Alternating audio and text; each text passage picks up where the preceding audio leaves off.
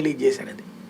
దాన్ని బట్టి ఆ టైంలో మేము ఇక్కడ అంబేద్కర్కే నివాళులు అర్పిస్తున్న వాళ్ళు ఎంత పెద్ద ఇది చేస్తున్నటువంటి వాళ్ళు ఇక్కడ గ్రౌండ్ లెవెల్లో ఏం లేదు ఇదంతా ఎస్సీల అభివృద్ధి కోసమే అన్నటువంటి పాయింట్ తీసుకొస్తారు అనమాట. అంటే ముందు జాగ్రత్త ఇందులో కొట్టుకుపోద్ది తేలిపోద్దనా? ఇందులో కొట్టుకుపోతుందని ఇప్పుడు దాని తర్వాత ఎవరు రక్షణ నిధి ఒక్కడే మాట్లాడాడు. అది కూడా బయటికి వెళ్ళిపోతానని కాకుండా ఇప్పుడు ఆల్టర్నేటివ్ లేదు కదా. ఇప్పుడు చాలా చోట్ల వచ్చిన సమస్య ఏంటంటే ఈ ఎస్సీ నియోజకవర్గాలను ఇప్పుడు తెలుగుదేశం వాళ్ళు తీసుకోవాలి. ఫర్ ఎగ్జాంపుల్ వాళ్ళకి అవకాశాలు ఉన్నాయి కాబట్టి, వాళ్ళకి ఇంతవరకు గెలవలేదు కాబట్టి ఎస్సీ నియోజకవర్గాలు ఓడిపోతున్నారు. మరి తెలుగుదేశం క్యాచ్ చేస్తుందా? ఇది చూడాలి. వీళ్ళని కొంతమందిని తీసేస్తున్నప్పుడు అక్కడ క్యాచ్ చేస్తుంది. అయితే అక్కడ తెలుగుదేశానికి కూడా సమస్య ఏంటంటే పార్టీ బేస్డ్ ఓటింగా వ్యక్తి బేస్డ్ ఓటింగ్ అంతే కదా. ఇప్పుడు పార్టీ బేస్డ్ ఓటింగ్ అయితే వాళ్ళు మనిషిని తెచ్చుకున్నంత మాత్రాన వాళ్ళకి ఇంకా వాళ్ళ నాయకులు మిస్ అయింది.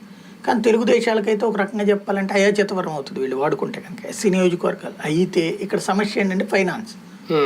జగన్ వచ్చేటప్పటికి తను ఫైనాన్స్ గా సపోర్ట్ చేసుకుంటూ ముందుకు తీసుకెళ్తున్నాడు. తెలుగుదేశం అట్లా వీళ్ళని తీసుకున్నాక ఫైనాన్షియల్ గా తను సపోర్ట్ చేస్తా లేదు, వీళ్ళ దగ్గర డబ్బులు కూడా ఉన్నాయంటే కనుక అది మేము తీసుకెళ్ళుద్ది గ్యారంటీ. కాబట్టి అప్పుడు ఏం జరుగుద్దో చూడాలి. ఒక రకంగా షర్మిల గారు ఆంధ్రప్రదేశ్లో రాజకీయ ఎంట్రీ, అది కూడా పిసిసి చీఫ్గా జగన్మోహన్ రెడ్డి గారికి పక్కలో బల్లెలాగైనా మారే అవకాశం ఉంటుంది. అంటే బేసిక్గా మీడియా అయితే పక్కలో బల్లెంగా తయారు చేసే ప్రయత్నం చేస్తుంది. పొలిటికల్గా అయితే అంత సిచ్యుయేషన్ ఏమి ఉండదు. పక్కలో బల్లెం ఎప్పుడు అవుతారు? సమజోడి ప్రత్యర్థి అయితే, సరైన జోడి ప్రత్యర్థి అయితే ఇక్కడ